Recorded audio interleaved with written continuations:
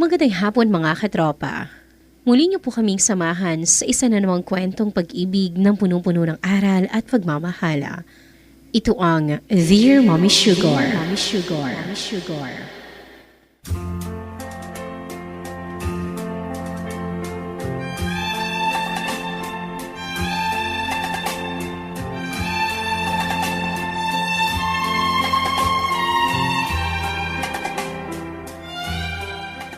Dear Mommy Sugar, ako po si Darren. At the age of 26, I'm happily married na po, Mommy Sugar. Ako na siguro ang pinakamaswerteng lalaki sa buong mundo dahil isang mapagmahal, maganda, mabait at maalagang asawa ang aking nakatuluyan. Almost perfect na si Lexi, Mommy Sugar. Kaya siguro, ganun na lang ako kadaling nahulog at nagkagusto sa kanya.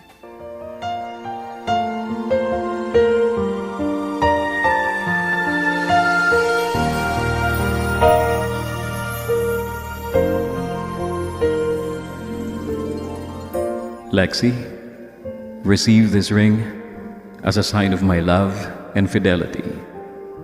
In the name of the Father, and of the Son, and of the Holy Spirit.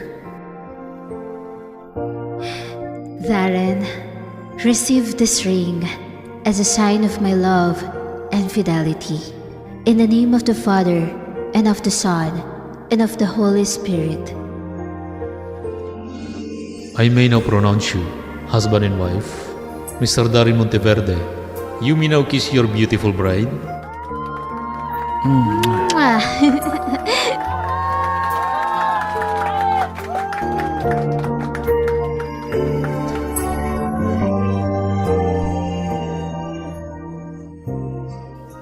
Masaya, malungkot, na masaya pa rin, Mommy Sugar, ang aming pagsasama. Kahit na minsan may mga hindi pagkakaunawaan. Ganun naman, Mommy Sugar, hindi ba? I mean, kahit saan o anong relasyon, palagi may challenge para at least mabalance ang lahat, DJ. Dahil kay Lexi, natupad ko ang pangarap ko, DJ. Isa na akong manager ngayon sa isang kilalang kumpanya dito sa aming lungsod, Mommy Sugar. Isa kasi sa co-owner ang daddy ni Lexi sa kumpanyang pinapasukan ko. Kaya mas napadali ang pag-abante ko sa kumpanya, DJ.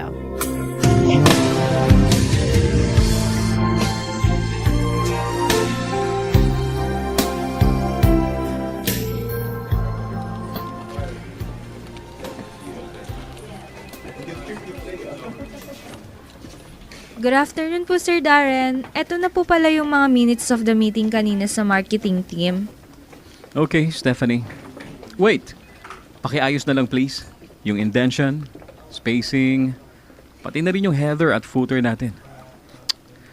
Tsaka double M yung comments, ha? Okay, sir. Sorry po. Okay. Sige na.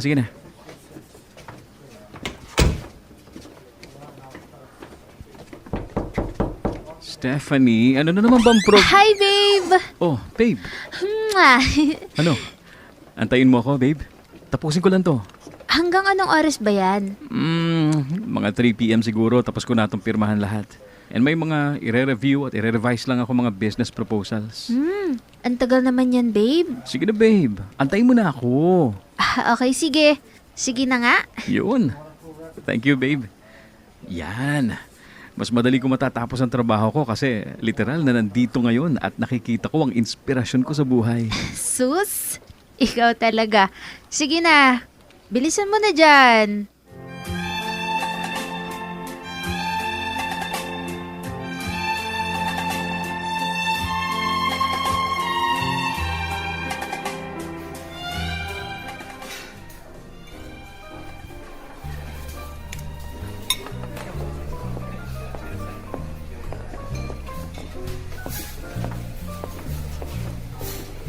Good evening, Mr. and Mrs. Monteverde. May I take your order? Ikaw talaga, Jimboy. Huwag ka na masyadong formal sa amin. Ako lang to, Kuya Darren mo. Ikaw naman, parang hindi ko naman utol ang ate mo. Oo nga naman, Jimboy. Nga pala, kumusta na ang ate mo? Ayun, sobrang busy sa trabaho. Pero worth it naman po kasi promoted na rin siya. Siya na ngayon ang nurse unit manager sa ospital na pinapasukan niya sa bansang Switzerland. Wow! Grabe. Bongga na rin pala ngayon si Mia, ha? So, kailan siya uwi? Halos mag-iisang taon na nung huli akong tumawag sa kanya. Ay nako, hanggang ngayon, wala siyang reply. Hindi ko rin po alam, kuya eh. De bale, tatawag siya sa akin mamaya. Oh, promise mo yan ha. Miss na miss ko na siyang asarin. Opo, kuya. Ano, kumusta ang internship mo dito sa hotel? Goods na goods po, kuya. Magsabi ka lang sa amin ng Kuya Darren mo kapag merong problema dito, ha? Akong bahala. Isusumbong ko sila lahat kay Daddy.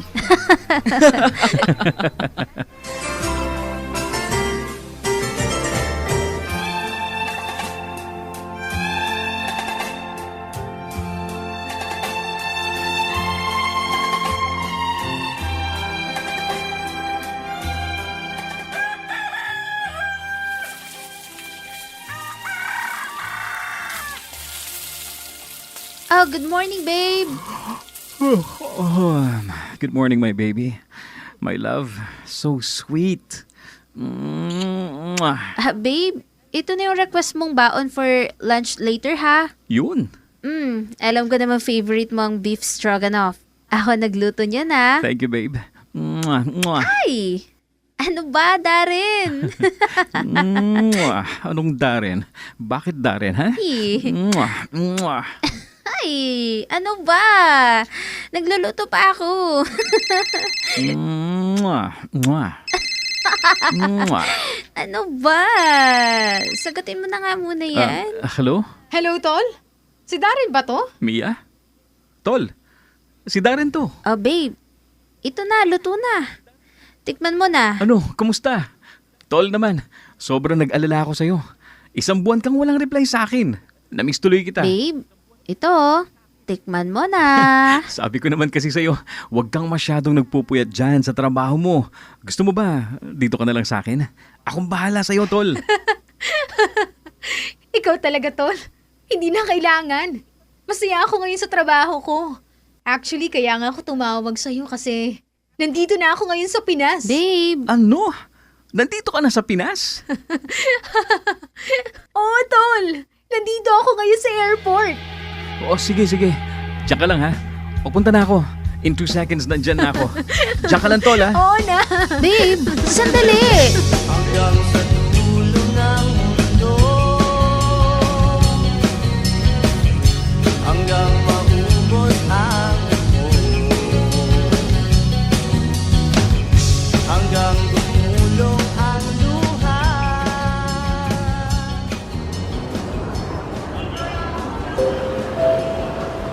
Final call for boarding. Final call for boarding for the last remaining passengers.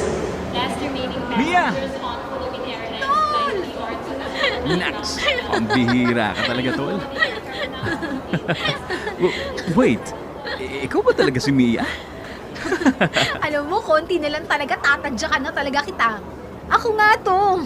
Mia. Pero mas gwapo pa rin ako sa'yo, no? Bigla tuloy ako nahiya sa'yo, Tol. Sira. Hindi nga, ang laki ng pinagbago mo, Tol. Bakla ka na ba ngayon? Baliw. Babae ako, no? Mas naging babae nga lang ako ngayon. Sus, bakit? May boyfriend ka na ba? Subukan lang nila. Ako talaga makakalaban nila. Asus, akala mo naman. Sige na, tara na. Sandali lang. Ako na magbubuhat niyan. Aba, kailan ka pa naging ganyan, ha? Dati na akong gentleman, ikaw naman. Feeling, ang kapal mo.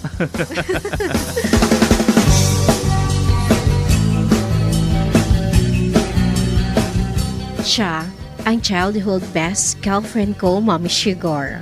Since elementary, mag-best friend na kami. Itinuring ko siyang utol ko, Mommy Sugar. Madalas, napagkakamulan kaming totoong magkapatid dahil magkamukha kami at dahil na rin pareho kami ng forma. Bihis lalaki kasi si Mia noon, Mommy Sugar. Pero babae po talaga siya. Kilalang kilala namin ang isa't isa. Sobrang komportable ako pagkasama ko siya, DJ. Pakiramdam ko, mas nagiging totoo ako sa sarili ko pag siya ang kausap at kasama ko.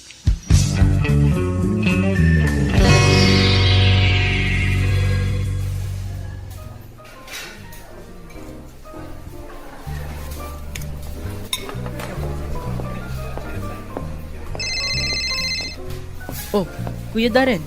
Napatawag ko, Kuya. Jimboy, nasa bahay ba ang ate mo? Tingin mo, saan kaya ngayon ang lakad niya? Nga pala, hanggang kailan siya dito sa Pinas? Oo nga pala, kumakain pa rin ba siya ng balot? Kasi dadaan ako mamaya sa night market. Teka, Kuya. Ang dami mo namang tanong kay ate. Hinay-hinay lang. Oh God, sorry Jimboy, na-excite lang talaga ako sa pagdating ni Mia. Nasa bahay po siya, Kuya. Kayo na lang po siguro ang magtanong sa lahat ng tanong niyo sa kanya. Okay. Sige Jimboy, galingan mo dyan, okay?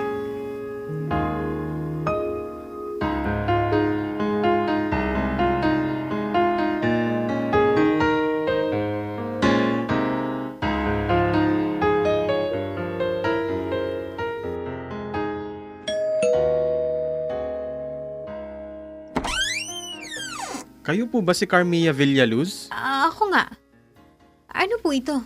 Special hopya po at siopaw chicken asado po ito, ma'am. Ha? Kanino galing? Wala po akong in-order na ganito. Darren Monteverde.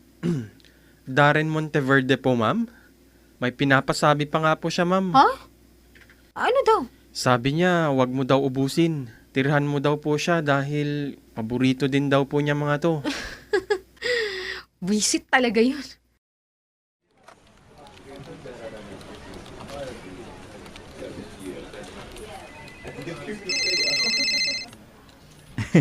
Ano, masarap ba?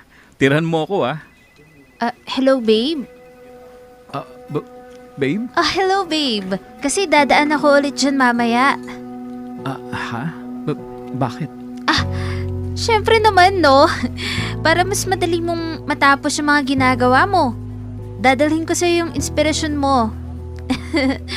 I miss you. Miss na kasi kita, babe. Hello, babe. Andiyan ka pa ba?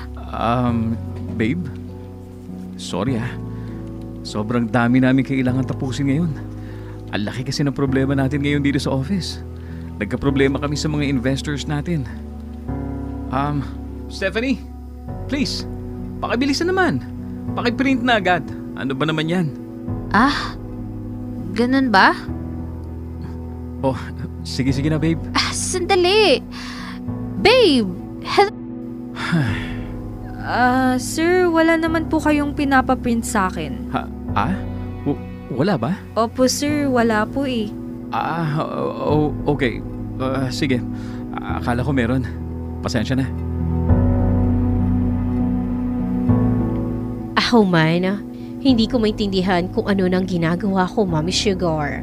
Ang gusto ko lang, makita at makasama si Mia, ang girl best friend ko.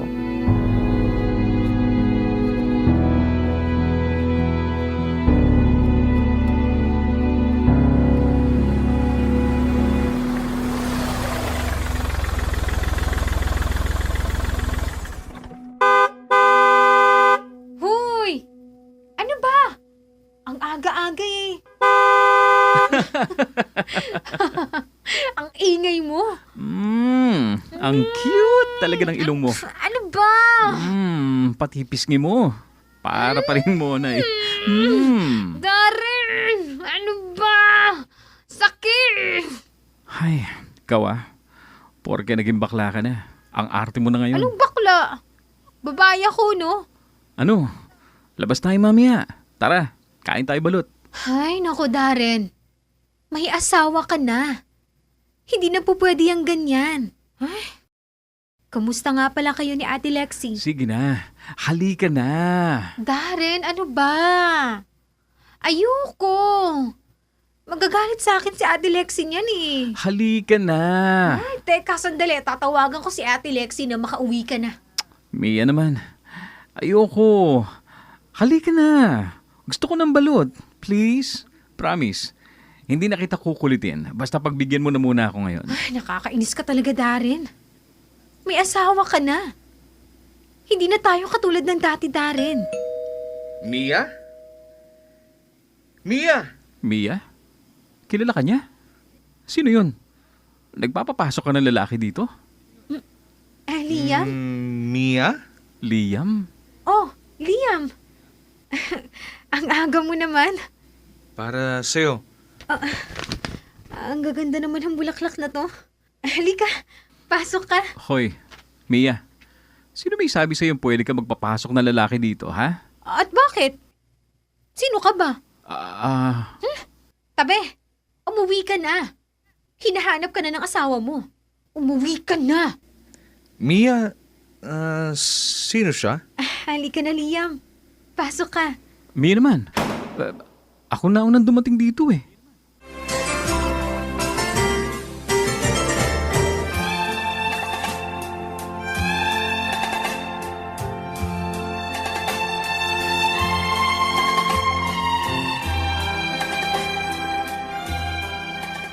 Siguro nga nagsiselos ako, Mommy Sugar. Pero bakit nga ba nagsiselos ang isang tao? Siguro nga may gusto ako kay Mia. Siguro nga mahal ko ang girl best friend ko.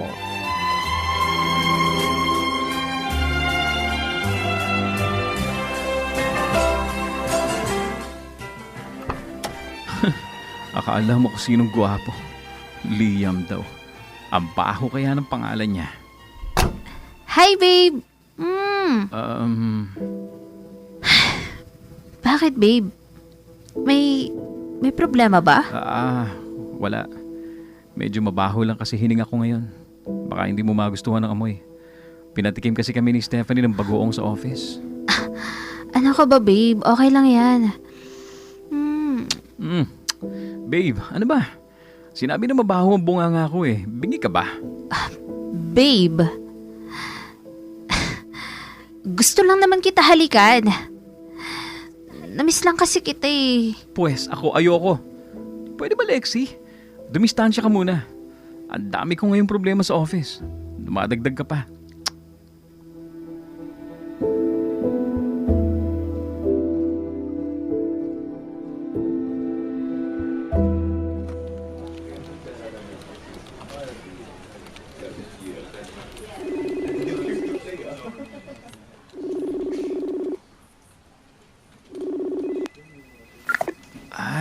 Bakit hindi siya sumasagot?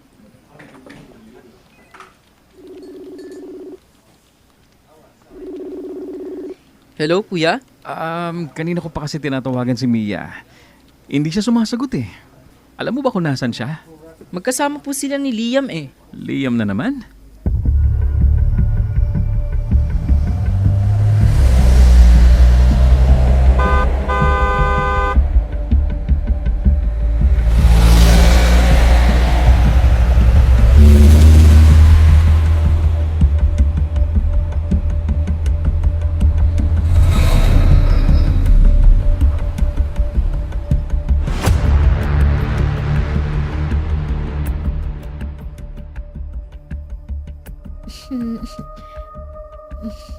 Masaya ako, Liam, at nagawa mo maghintay. Kahit na alam mong walang kasiguraduhan. Gusto kita, Mia. Kaya handa ako maghintay. Alam ko si Darren ang gusto mo. Hindi na ngayon, Liam. Mula nung makilala kita online, kahit malayo tayo sa isa't isa, parang ang lapit-lapit ng puso ko sa'yo. Napakabuti mong tao, Liam. Walang taong hindi mahuhulog sa katulad mo, Liam. Nahihiya ako sa'yo, Mia. Aha? Bakit naman? Kasi gumastos ka pa. Para lang makauwi dito sa Pinas at magkita tayo. Huwag kang mag-alala, Mia. Maayos na mga papers ko. Masusundan na rin kita sa Switzerland. Paano ng profesyon mo dito sa Pilipinas? License ka pa naman. Ayos lang, Mia. Marami namang oportunidad dyan. Pero ikaw, nag-iisa ka lang, Mia. Kaya hindi kita pwedeng palampasin. Ay, hindi ko akalain na magagawa akong lumipad mula Switzerland papunta dito. Sa'yo, Liam. Actually, next year pang vacation ko. Kaso, gustong-gusto na din kitang mamit kaya ginawan ko talaga ng paraan. Sabi nga nila, pag mahal mo, pupuntahan mo. Anytime, anywhere. I love you, Mia. Mahal din kita, Liam. Walang hiya ka. Darren, ano ba? Darren, tama na! Pare, tama na. Darren, tigilan mo na! Mia, mahal kita. Hindi ko rin maintindihan. Kasalanan na akong kasalanan. Pero mahal kita. Tumigil ka na! Hindi kita mahal, Darren. Si Liam ang mahal ko. Oo, nung mga bata pa lang tayo. Gusto kita. Pero simula nung ikasal ka, nasaktan ako. Oo, kaya nang ibang bansa ako. At unti-unti naka-move on ako. Simula nung makilala ko si Liam online. At kaya ako umuwi para sa kanya. Dahil magpapakasal na rin kami. Ano? Ikakasal na kami ni Liam, Darren. Hindi. At wala akong pakialam kung hindi ka sumang-ayon. Pare, Mia, please. Umalis ka na! Mia. Umalis ka na!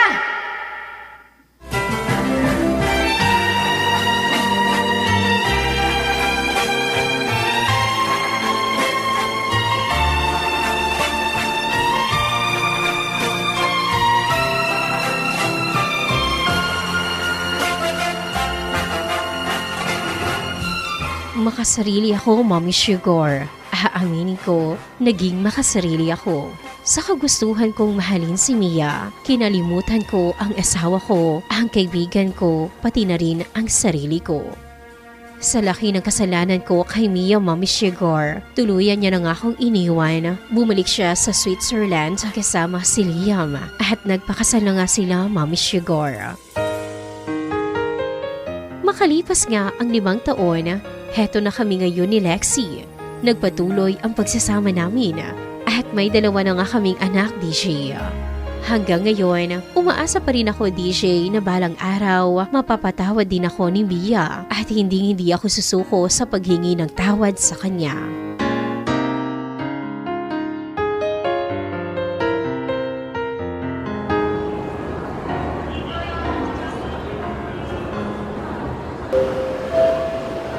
Final call for boarding. Final call for boarding for the last remaining passengers. Kuya! Ate Mia! Ate! teka.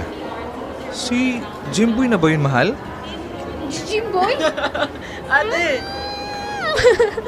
Ang taba-taba mo na, Jimboy. Ikaw nga tong tumaba, ate. What? Buntis ka? Surprise! Dito na ulit kami sa Pilipinas, Jimboy. Hindi ka na namin iiwan ulit. Promise yan, ha? Lasus, masyado ka na namang pabebe. Darren?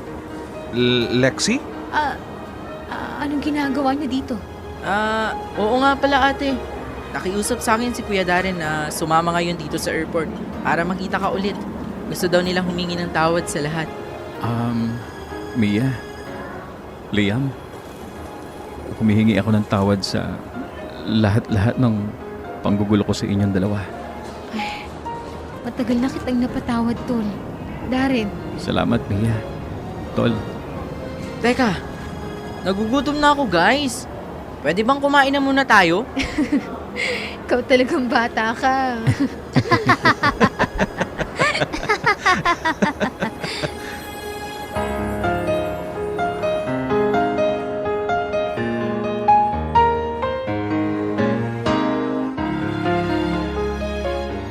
At dumating na rin sa wakas, Mommy Sugar. Dumating na din sa wakas ang kapatawarang hinintay ko. Hanggang dito na lamang po ang aking kwento, Mommy Sugar. Lubos sa gumagalang, Darren. Mga katropa, minsan, may mga taong matagal ng bahagi ng ating buhay, ngunit sa huli na natin napapansin ang tunay nilang halaga. Madalas, ipinaglalaban natin kung ano ang totoong nararamdaman natin. Pero, ang tunay na pag-ibig ay hindi lamang tungkol sa pagsunod sa damdamin, kundi sa pagpili sa kung ano ang tama kahit masakit. Sa huli, ang tunay na pagmamahal ay hindi lamang tungkol sa kung sino ang pipiliin natin, kundi kung paano natin pinapahalagahan ang puso ng bawat taong nasasaktan sa ating mga desisyon. Ito ang Dear Mommy Sugar. Pasalamatan po natin ang mga boses sa likod ng ating makabuluhang kwento ngayong hapon na ito. Katropang JV Viola bilang Darren, Katropang DJ Barbecue bilang Mia, Katropang Edmar Galingana bilang Liam, Katropang Alfred de la Cruz bilang Lexi, Katropang Intern Jared Justin Ethang bilang Jimboy, Katropang Intern Suzanne Castello bilang Stephanie, at ang inyong lingkod, Katropang DJ Mommy Sugar bilang tagapagsalaysay. Pasalamatan din po natin ang mga taong nagbuhos ng talento at puso upang maisakatuparan ang produksyong ito. Katropang JV Viola ang ating audio editor at Katropang DJ Barbecue ang ating scriptwriter. Ang kwentong ito ay hatid po sa atin ng Yes to Health Incorporated, XFM Philippines at ng 104.9 XFM Santiago.